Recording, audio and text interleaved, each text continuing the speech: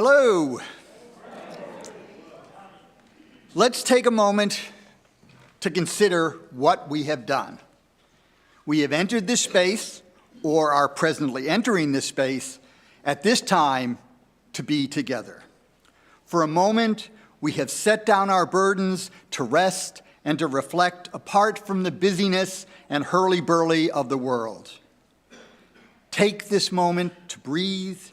Take this moment to rest.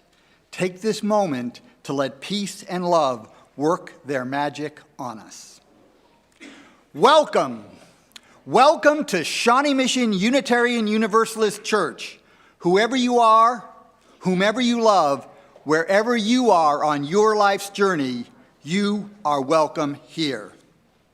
Old familiar faces, you are welcome here. You fill me with joy whenever we meet. Newer faces, you are also welcome here. We look forward to getting to know you better. And visitors, you are especially welcome here in our religious home. We hope you feel at home. Be sure to join us for coffee, cookies, and conversation in our social hall following the service. Unitarians love to talk, and we'd love to talk with you. Those joining from home on YouTube, you are not here in this room, but you are here in our thoughts and here in our hearts. So welcome. And now, let's get up as you are able. Let's move about the room and greet your neighbor. Do it with a glance and a smile, a wave, an elbow as you feel comfortable doing so. And those online, be sure to say hi in the chat.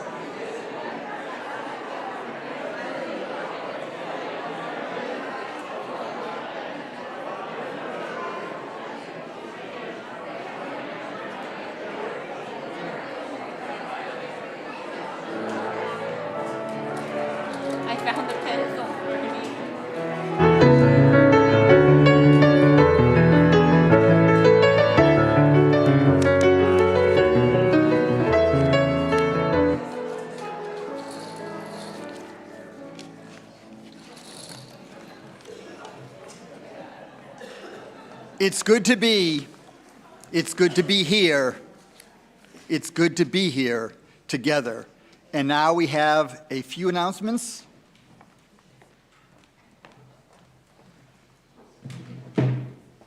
Good morning. We have a lot going on today, so just sit back and relax and enjoy listening to how robust our programming is for our announcements. First of all, we are so grateful to share our space with the Project 1020 community today. Project 1020 is a cold weather shelter that serves those in our community who are experiencing homelessness. Today we have invited the shelter's staff, volunteers, guests, and one very kind dog to join us for our Sunday morning service and for coffee hour. We come together as a community, together, we who struggle to overcome the brokenness, greed, and injustice that has left so many of us struggling to make ends meet. Throughout the month of December, we will be collecting wool socks to spread warmth to our neighbors at Project 1020, and we invite you to put the socks in the donation bins right outside the office. Now, speaking of Christmas, this year, Christmas Eve, December 24th, falls on a Sunday. I've made this slide so that when you tell me that I wasn't clear, we can reference this moment. Okay, there's going to be a test, so just Pay attention. There are two services on Sunday, okay? There's a Sunday morning service, like we have every week, and then there is a Christmas Eve service, like we have every year, okay? Our sister church, All Souls, which is located on the plaza, had a fun idea to split the services between the congregations. They would take the Sunday morning service, and we will take the Sunday Christmas Eve service. That means that on Christmas morning, All Souls will be open for both congregations, and on Christmas Eve, SMUUCh will be open for both congregations. Let's have a little test. Are you going to come here on Sunday, December 24th at 10:30 a.m.? No. Will you come here at 6 p.m. on December 24th for the Christmas Eve service? Yes. Okay. We'll be doing the same quiz next week. We'll publish this so you can study it. Thirdly, if you're interested in joining our church, please join me for a starting point class this Wednesday evening in my office. This is a space for people who are interested in getting to know me, learning about Unitarian Universalism, and spending time reflecting with other new visitors in a small group format. Please let me know if you're going to come. Okay, just 2 announcements left. You may remember that I'm going on a planned sabbatical on January 1st, and that will be ending on March 31st. The board, the sabbatical committee, and myself have all been working towards this for some time, and we have ample communications coming out this week that will outline all the dates and activities, your sabbatical ministers, as well as who you should call for what. My last Sunday in the pulpit will be December 31st. And now we have a special announcement from Tina Colm.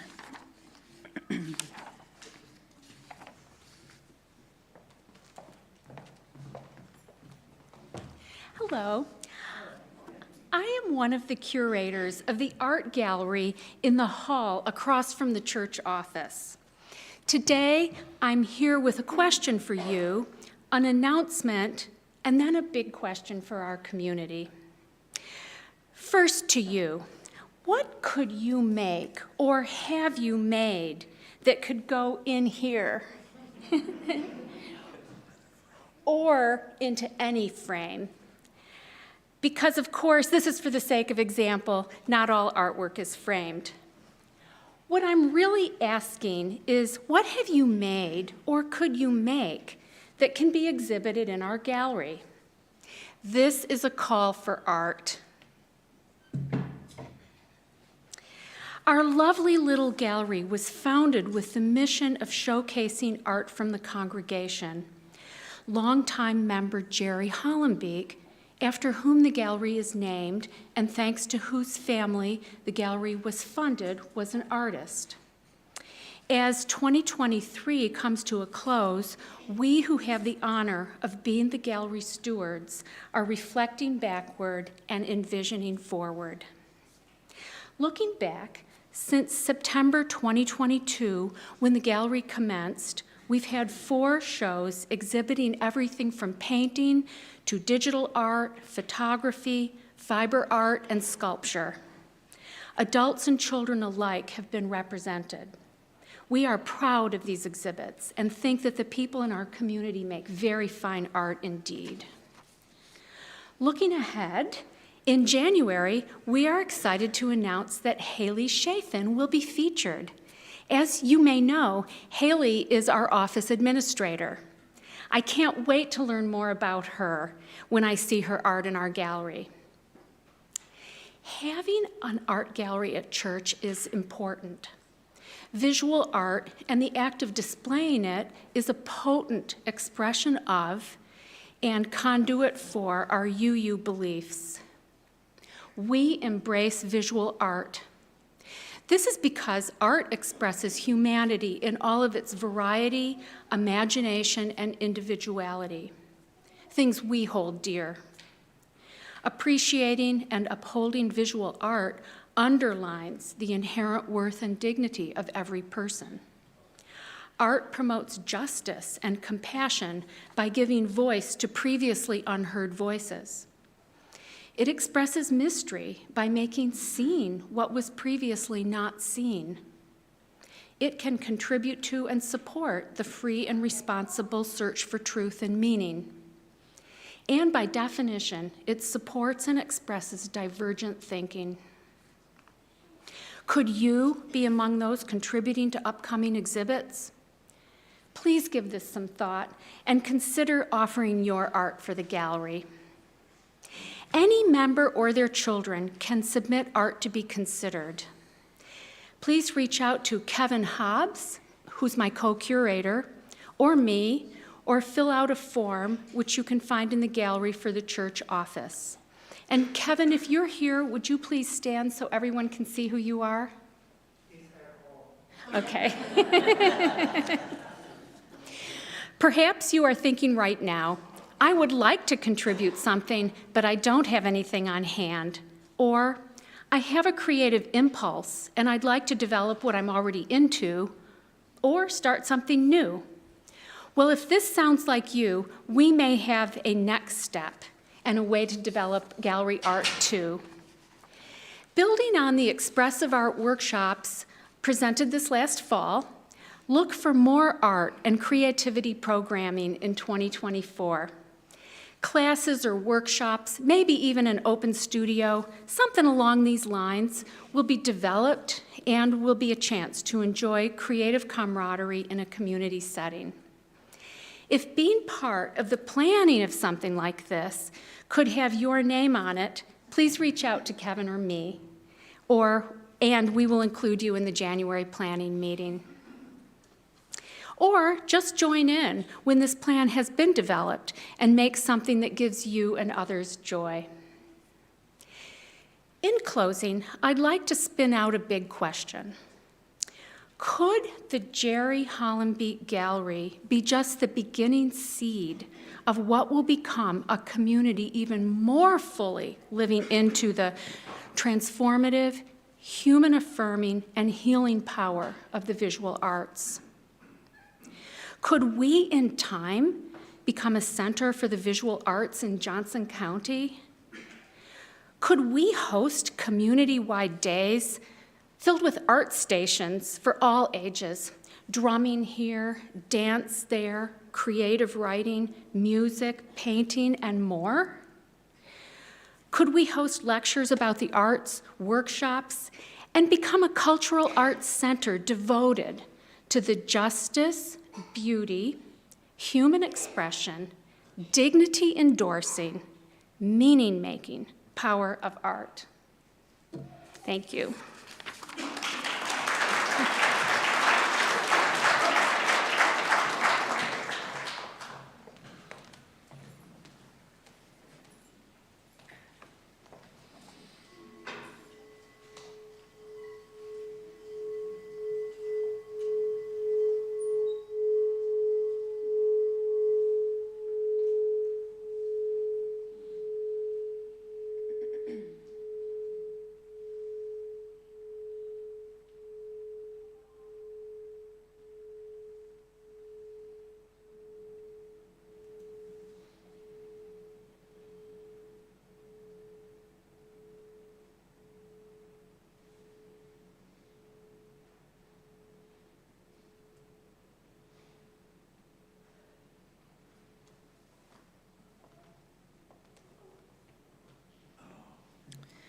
Today, our opening words come from an old children's story by Marjorie Williams called The Velveteen Rabbit, a story about a young boy who receives a Christmas present of a stuffed rabbit. This conversation is between that rabbit and another toy.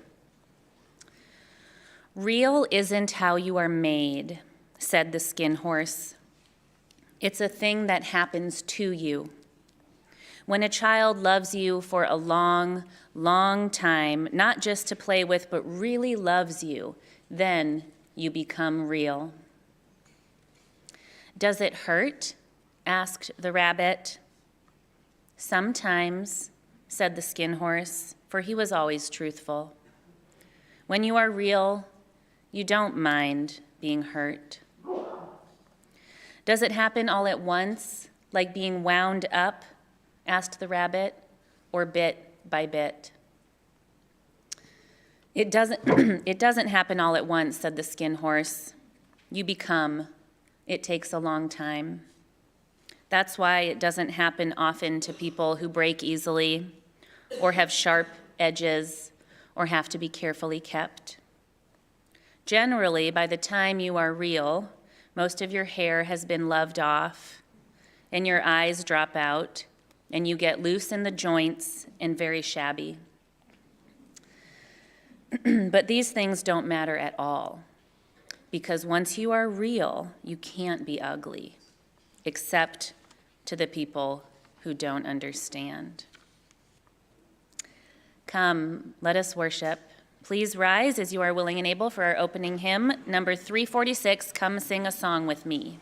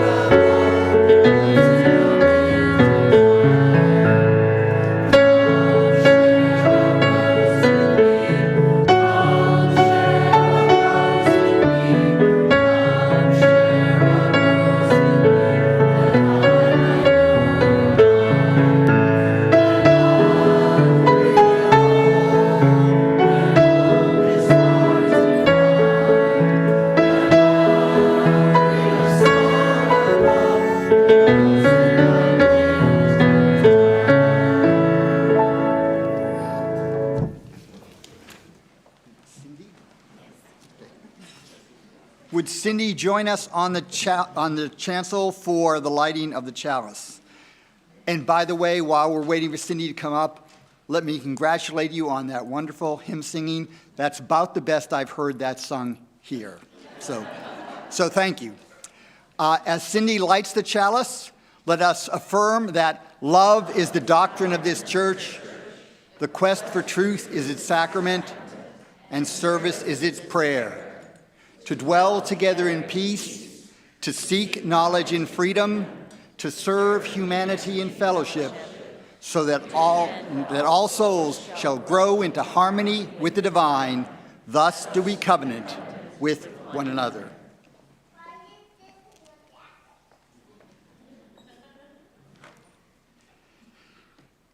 Each month, following the Soul Matters curriculum, the congregation reflects on a theme. We do this in the small groups, the children do it in their classrooms, and I will offer a reflection here in the sanctuary. The theme for December is mystery. When I introduce myself to people in a more religious setting, I am likely to introduce myself as follows. I'm Bernard Norcott Mahaney, and I live for revelation. A few years ago, in some group here at the church, the topic came up of why people came to the church, why they came to a Unitarian Universalist church, and I said, I come for revelation. This somewhat puzzled the others, who I think felt more comfortable with UUism because of the importance of reason in the congregation and in the denomination, or openness, or even respect for the democratic conventions in our dealings with one another. But it is true, I come to church here as I would go to any church for revelation. That does not mean I come here looking for answers. I may find an answer now and then, but that isn't why I come here. There are lots of religious groups which may promise followers answers. I generally don't follow such groups, and were I to visit them, it wouldn't be to get answers, it would be for revelation. For me, revelation does not come as a great vision. It comes more as a peek. It never shows everything, just a glimpse of a part. And that revelation inevitably comes only when I allow myself to relax and sit with mystery. It won't come if I go in search of answers. And when it comes, I know it won't last, though some trace of it lingers. I come from a tradition, Roman Catholicism, and from an ethnic heritage, Irish, that puts value on mysticism and mystical experience. And that tradition and that heritage emphasizes that there is something beyond what we can consciously know. For me, as a UU, that revelation in mystery has something to do with the idea of the interdependent web of all existence. In the bright light of day, I see differences. Differences in color, differences in form, differences in tone. But in the womb-like dimness of mystery, all such differences fade. There is no longer any here versus there, no longer any us versus them, no longer one side against the other. In that misty wonderland, I feel for a moment, if only for a moment, in harmony with the divine, fully embraced in the interdependent web, with me doing my own embracing as part of it. It is a moment of revelation, but revelation that only comes in the foggy regions of mystery.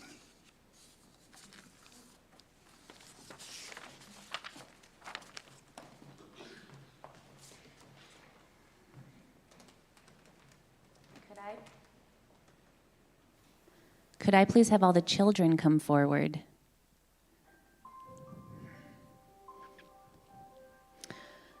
I have a little activity we're going to do that I'd hate any of you to miss out on. Hi. How are you all? Oh, good. Now, let's see. Some of you are new, so let's all share our names. My name's Reverend Rose. What's your name? Hi, Andre. Hi, Eliza. Hi, Clea. Hi, Willa. Hi, Amelia. Hi, Nico. Arjun. Sammy. Ellie. Hi, everybody. It's so great to see you.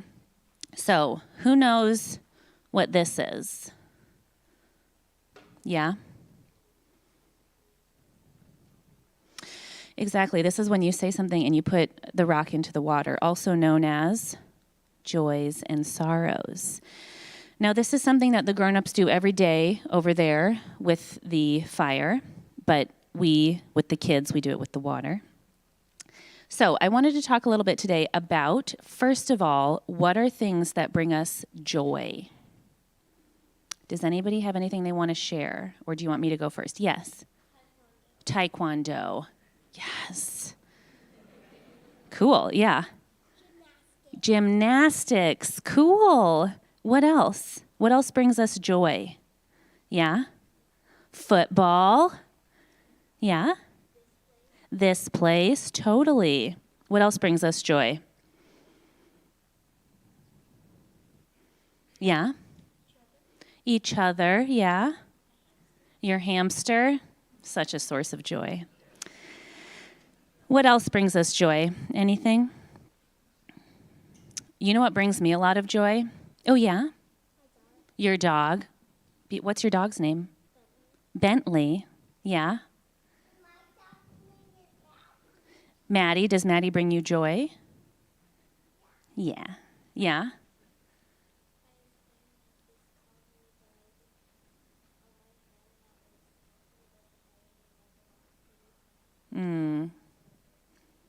That's a mixture. That's a mixture, joy and sorrow, that your friend called you, but you had to hang up, so you missed her.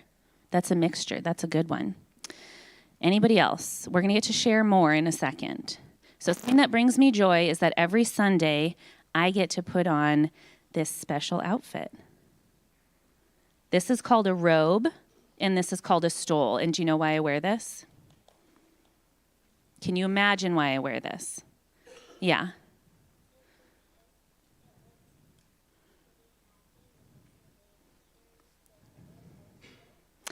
Yeah, because it's nature-y. That's why I chose this, and because it's beautiful. But when you see me, if you saw me on the street wearing this, what would you think? Somebody went like this. Like this. Yeah, mm-hmm.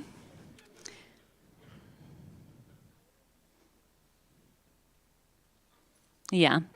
Well, you know what else brings me joy about this outfit? Is that even if I wasn't wearing it, that I would still be your minister. That if you and I met and we were somewhere completely different and we had on completely different clothes, even if we were all wearing rags, you would still be the children in my congregation and I would still be your minister. It brings me joy both to put on my fancy clergy gear and to know that that's not what really matters. What really matters is our relationships, and that brings me a lot of joy. And even if one day when I'm super old and wrinkly and I'm laying in bed and you come to see me, I'll still be your minister, and you'll still be, in my mind, maybe a child in my congregation. Okay, now on the flip side of joy, so it's called joys and sorrows. What are some things that make us sorrowful? Yeah. When you get hurt? Yeah.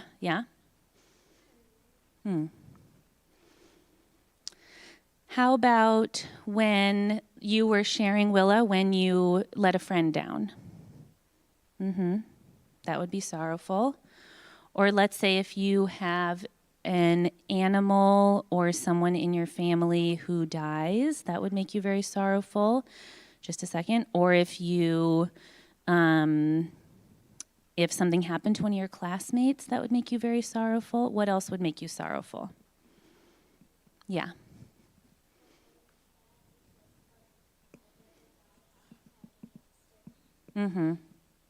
Yeah. When animals die, it's really sad. Anything else anybody wants to share that makes your heart feel heavy? Maybe if it's raining, it's gray out. Sometimes it's a little harder to share about our sorrows. You know why? Because they're very personal feeling, which is why we have this ritual to kind of give us a space that even if you don't want to share out loud what you're sorrowful or joyful about, that you can just come up and put a rock in. Okay. Does anybody want to come up and put a rock into the water and say or not say a joy or a sorrow? Okay, come on up here. Do you want to say? Okay.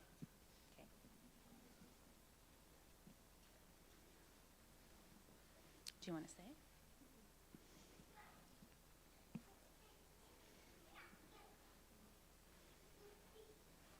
Do you want to say? Hamsters. Hamsters. Do you want to say it?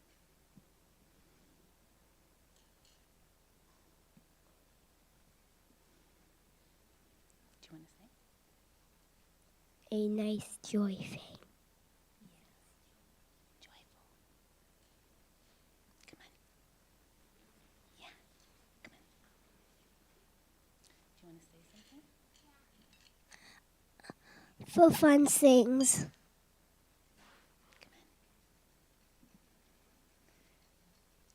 Do you want to say something? Sure, try.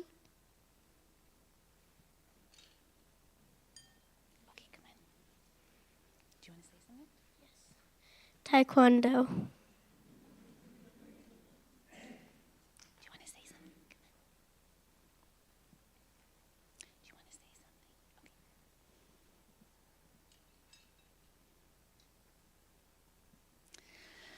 All right, I put 2 stones for all the remaining joys and sorrows that remain unspoken in the silent sanctuaries of our children's hearts. All right, you may go to your classes.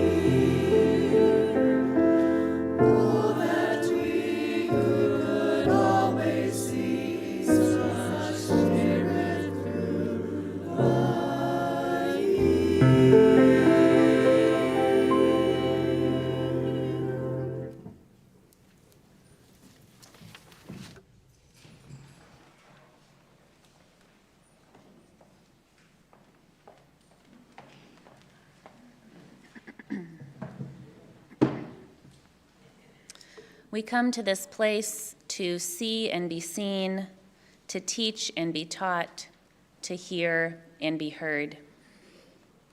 I invite you to reach over and nudge the person sitting next to you, reminding them that we are here together, gathered in peace and authenticity and intention.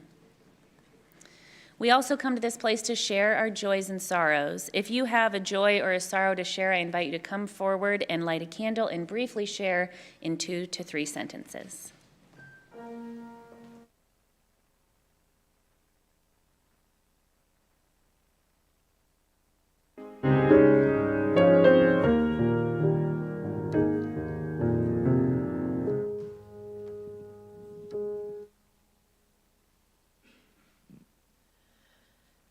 have a sorrow to share. My best friend is around my age, and she's going through a very difficult divorce right now. And on top of that, she found out she probably has cancer again for the third time. She has 4 little girls, and if you could just keep her in your prayers, in your energies, in your good thoughts, or just reach out to the person in your life that may be going through a similar difficult time, I would really appreciate that.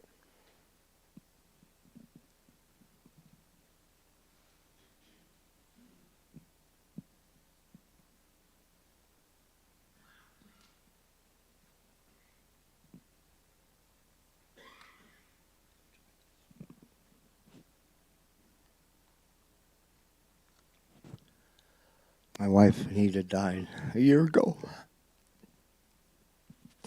Last Sunday. It's just been really hard. Really glad to be here.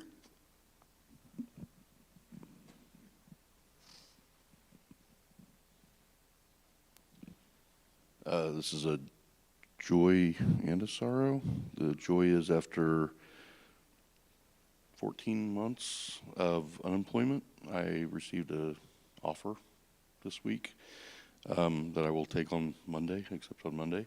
The sorrow is that I won't be able to help at the food pantry on Mondays and Fridays anymore. So for all of you people that have made me feel a bigger part of the community because of the food pantry, I apologize that I'm not going to be there. I hope somebody can step up and help out, and I'll figure out another way to contribute with the church.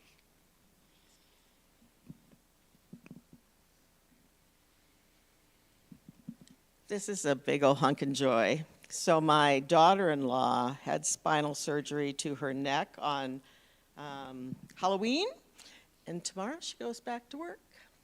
Amazing.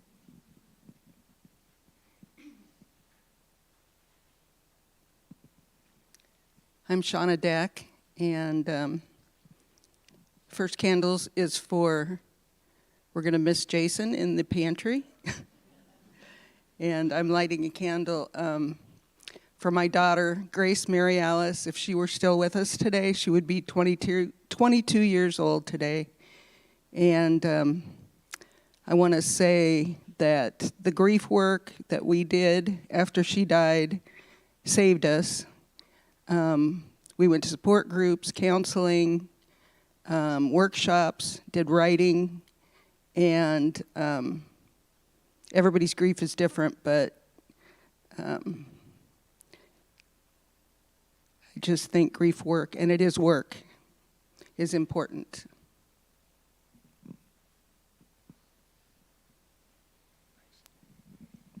I'm Lloyd Gow. I just want to light a candle of gratitude, although she can't be here today, for the persistence of my lovely wife, Melissa. She had been bugging me for a long time to go have a mole checked out on my forearm, and finally, when I got around to it, it turned out to be melanoma. But it's 1A, which is as good as it gets, and I'm very grateful for that. And she now gets to tell folks that she saved my life, and I may or may not get to construct a backstory about a knife fight. So it's win-win.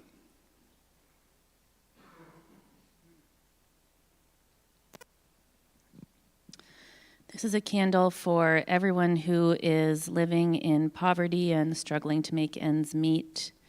May you find stability.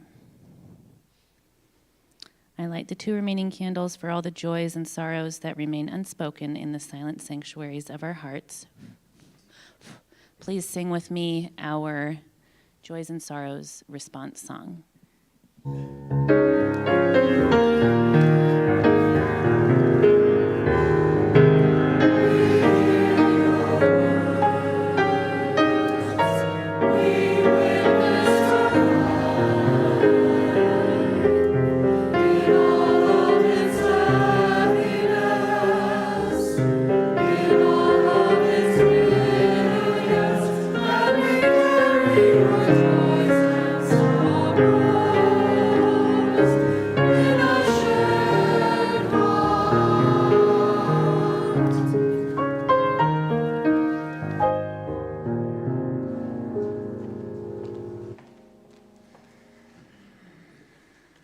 please put your feet flat on the floor. Take a deep breath. Close your eyes if you feel comfortable. Letting the bustle of getting here melt away. Come into this space of peace, safety, and care.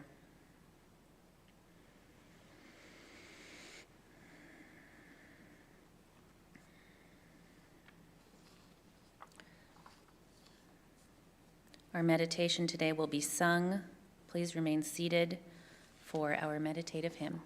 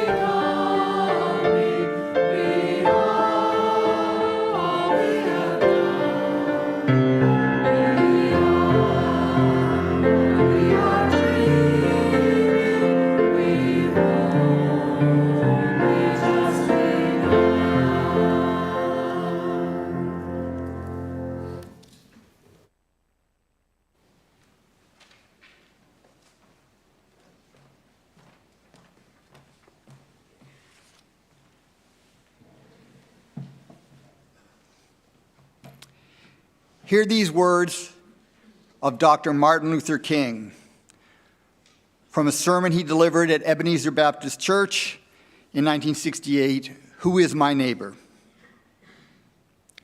I must be a neighbor to my neighbor because I can never be what I ought to be until my neighbor is what he ought to be. And you can never be what you ought to be until I am what I ought to be. So long as people are poverty-stricken, nobody can be totally secure.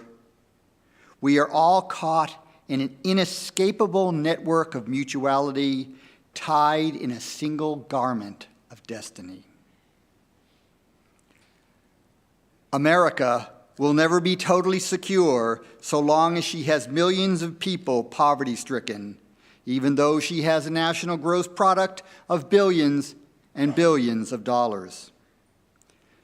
No, we are tied together. We are neighbors, whether we want to be or not.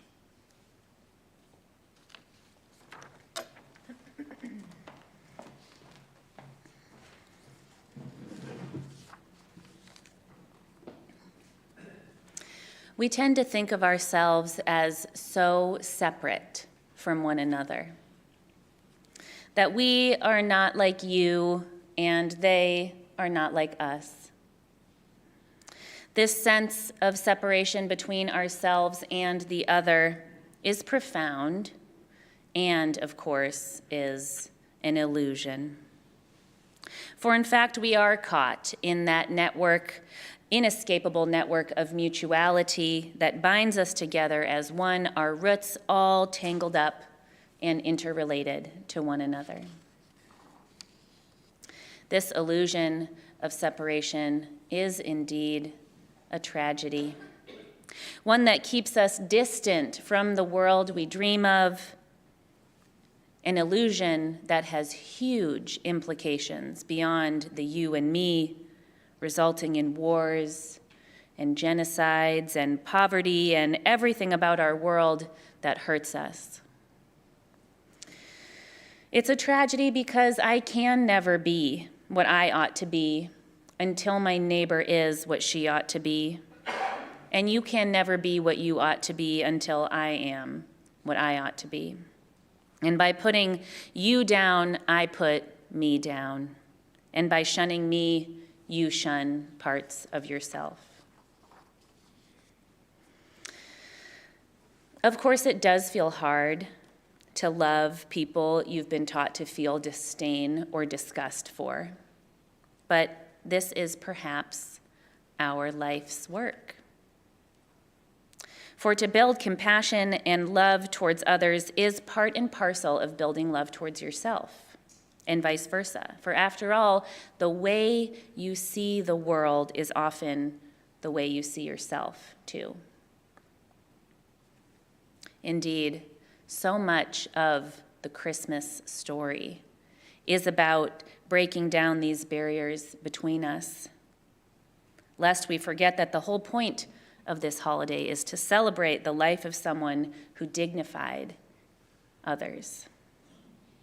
Yes, Jesus of Nazareth's message of loving one another and loving those who are othered is still so needed today. In fact, there is a brilliant anti-poverty message in the story of Christianity that is often misinterpreted.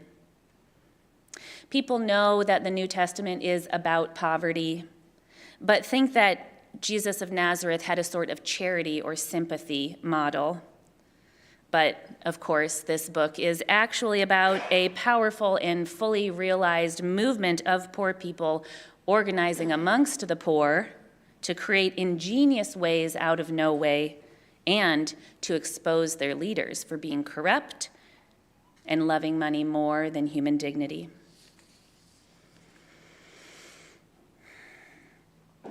Now, Jesus himself was poor.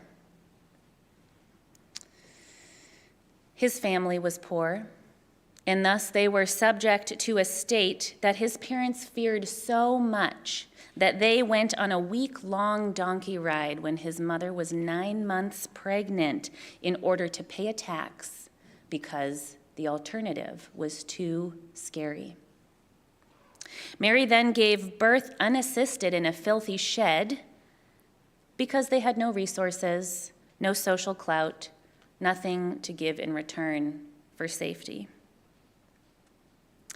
Now, I do think that the good news of this story is about that glowing light of human dignity in the most undignified of places.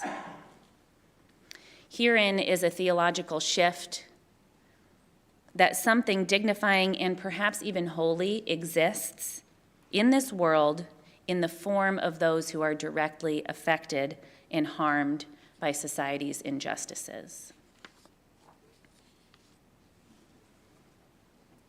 Let me give you another example. Many people read the New Testament and hear that Jesus simply said, "The poor will always be with you," meaning, as people think, he meant to say that poverty is natural or a normal part of society that exists because of personal or individual shortcomings, and that there's just nothing to be done about it.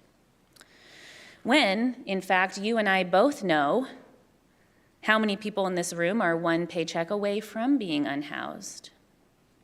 How many hundreds of people come through our pantry every single week. How there's no money for health care, but there's plenty for weapons. We all know that the earth and her people suffer while money is made.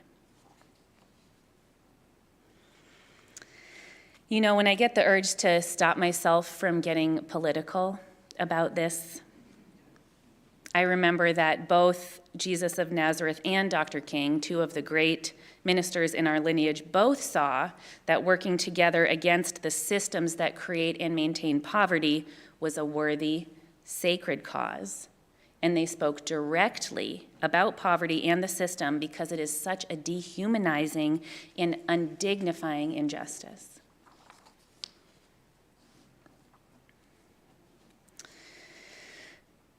Indeed, there is a passage in the Hebrew Bible that outlines the process through which people become indignified. And it's about how people become enslaved. Slavery is a big theme in the Hebrew Scriptures. This is how it goes. First, the people are forced to give up their livestock. And when asked to give more livestock, the people have to say, I have no more. So then they're forced to give up their land. And when asked to give more land, they have to say, I no longer have land. So then they give money. And when they're asked to give money, they have to say, I have no more money to give. But the thing is, in this passage, the word that is used for money is also the word that is used for shame.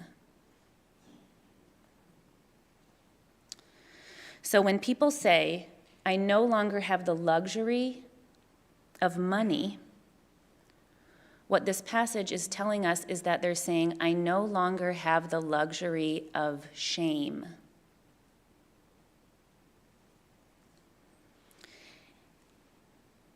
And when you no longer have the luxury of shame, the last thing you have to give is your body, thus becoming enslaved.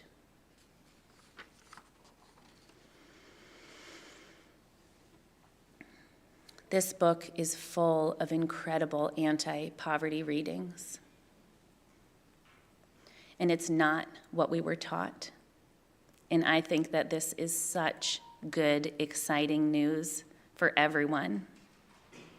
Because we don't have to be locked in to these illusions of separation.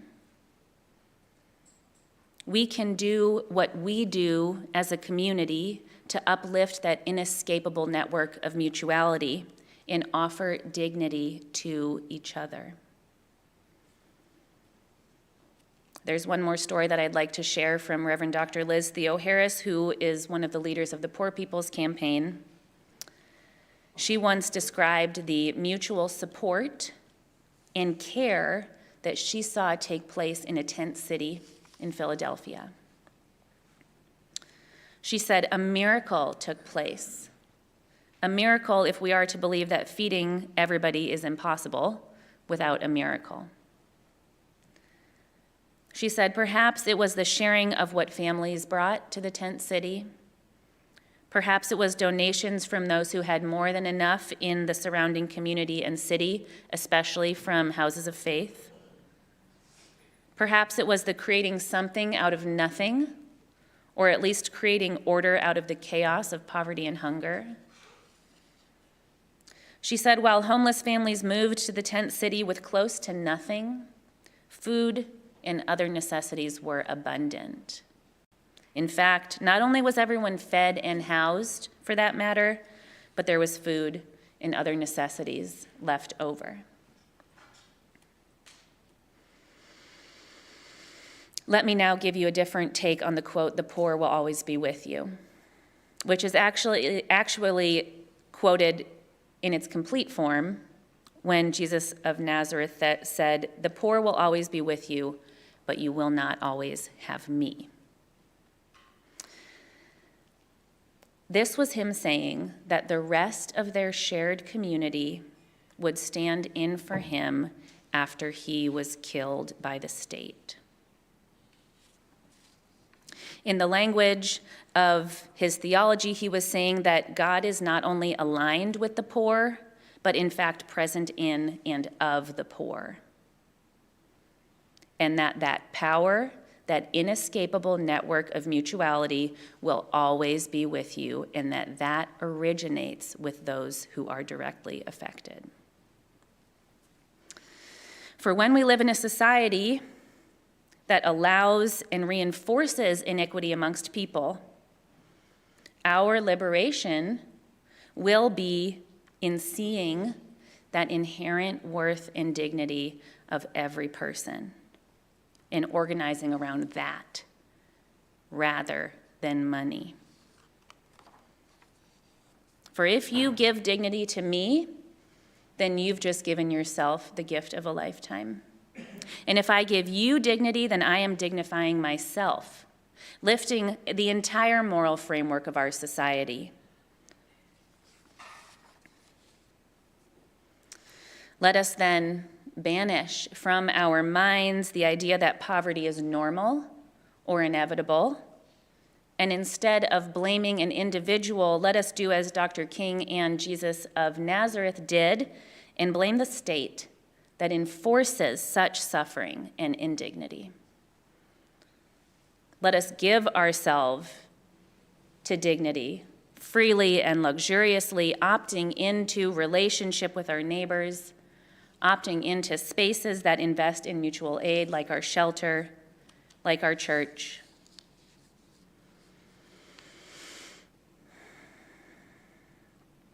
And on this journey, let us remember that dignifying ourselves in a society such as this one, it won't happen all at once. We will become. It will take a long time. That's why the ability to see the true inherent worth and dignity of every person doesn't happen often to people who break easily or have sharp edges or who have to be carefully kept. Generally, by the time you really understand dignity, most of your hair has been loved off and your eyes drop out and you get loose in the joints and very shabby. But these things don't matter at all, because once you are dignified, you can't be made less, except by the people who don't understand. Aww.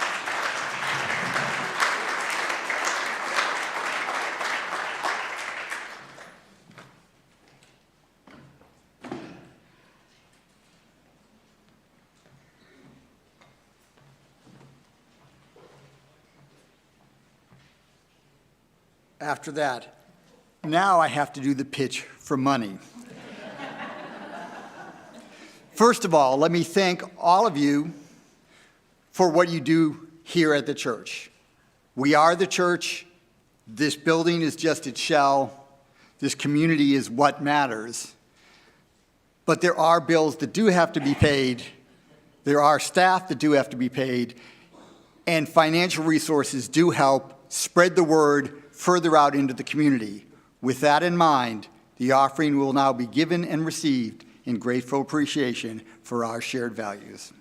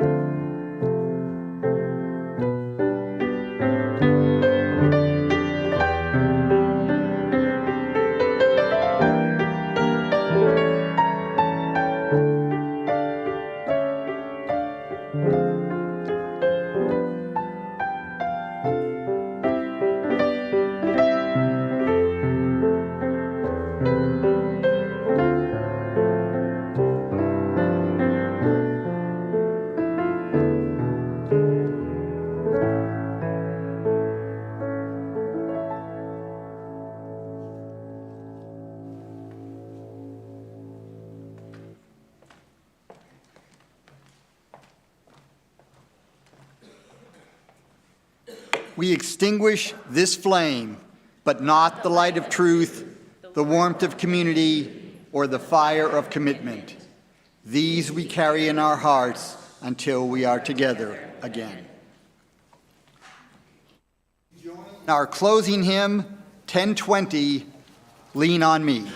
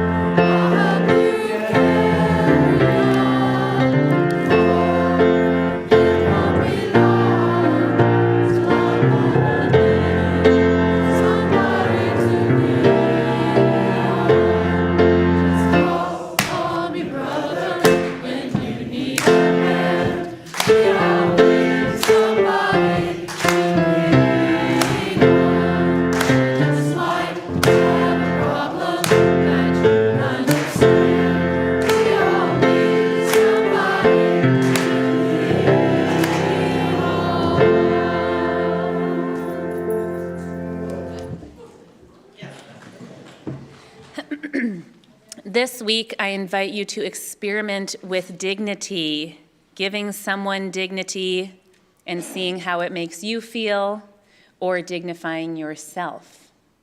Go in peace.